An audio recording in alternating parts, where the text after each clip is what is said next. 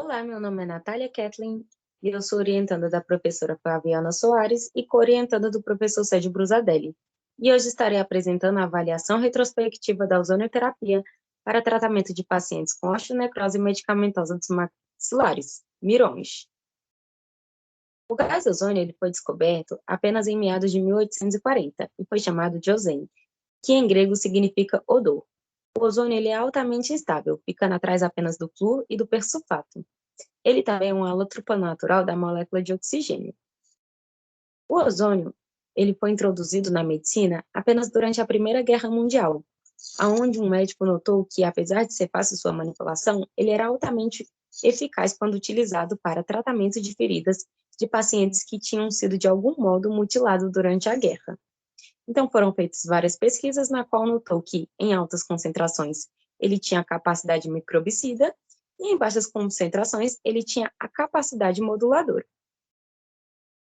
Bom, foram feitos alguns estudos e notou-se que alguns medicamentos que eram utilizados para tratar desordens ósseas como osteoporose, osteopenia, ou então malignos como câncer de mama e câncer de próstata, eles, apesar de serem eficazes para tratar essas desordens, eles acabavam causando necrose nos maxilares.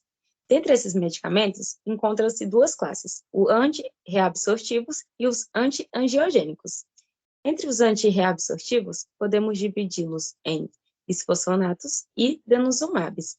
Os bisfosfonatos podem ser classificados como nitrogenados e não nitrogenados.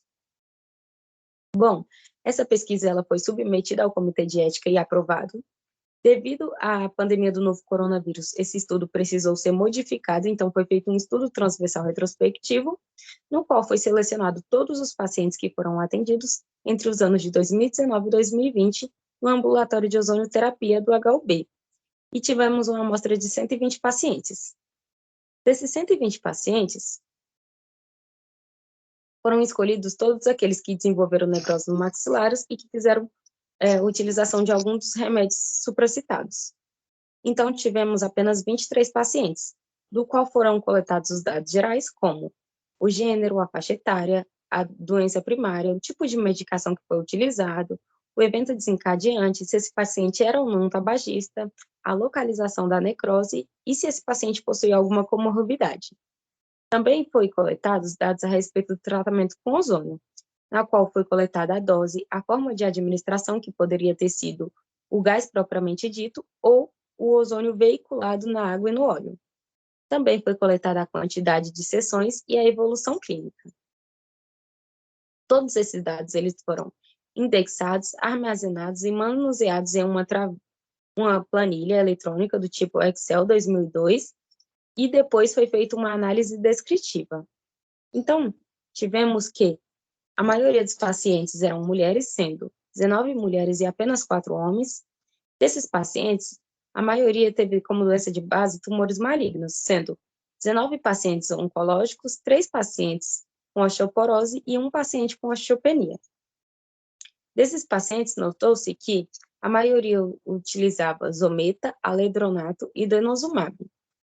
Todos esses pacientes, depois que fizeram a ozonioterapia, tiveram desfechos positivos, sendo divididos em desfecho total e desfecho parcial.